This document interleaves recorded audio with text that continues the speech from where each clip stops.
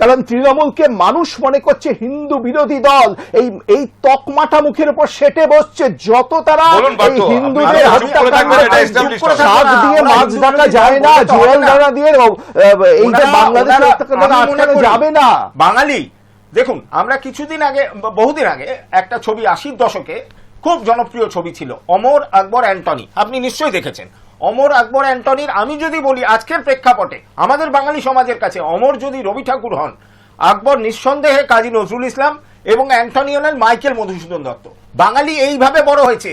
বাঙালি বড়দিনের যেরকম আমরা কেক খাই, আপনার বাড়িতেও কেক হয়, আমার বাড়িতেও কেক খাওয়া হয়, সেরকম একইভাবে আমরা দুর্গাপুজোয় আমরা আনন্দ করি। সব কথা আমি শুনতে চাইছি না পার্থ, আমি আপনার কাছ থেকে জানতে চাইছি যে তৃণমূল অ্যাকচুয়ালি কেন প্রতিবাদে যায়নি দীপু দাসের ঘটনায়। তারা প্রতিবাদ করছে, তারা আমাদের মুখপাত্ররা প্রতিবাদ হারানোর ভয়ে, সংখ্যালঘুদের শোষণের জন্য আমাদের মুখপাত্ররা নিয়মিত প্রতিবাদ করছেন। আপনি হয়তো দেখে থাকবেন আমাদের মিছিল হয়েছে, ছবি দেখান তো, ফুটেজ দেখান তো, মুখপাত্রদের দেখুন, আপনি দেখতে পাবেন। প্রতিবাদী হলে হয়ে গেল, দলের স্ট্যান্ড তো, দলের স্ট্যান্ড সেটা। মিছিল কোথায়? মিছিল কোথায়? আপনারাও বা কোথায় মিছিল করেছেন? এই যে সাব্বির আলীকে মারা হয়েছিল হরিয়ানায়, ছেড়ে দিন, তাকে গরু খাওয়ার অপরাধে হত্যা করা হয়েছিল সাব্বির আলীকে হরিয়ানায়। আমি বলছি হিন্দুরা মিছিল করেছে, আরেকজন হিন্দুকে মারা হয়েছে বলে আপনারা মিছিল করেছেন। খাবে, কে কি পড়বে সেটা কি বিজেপি ঠিক করে দেবে?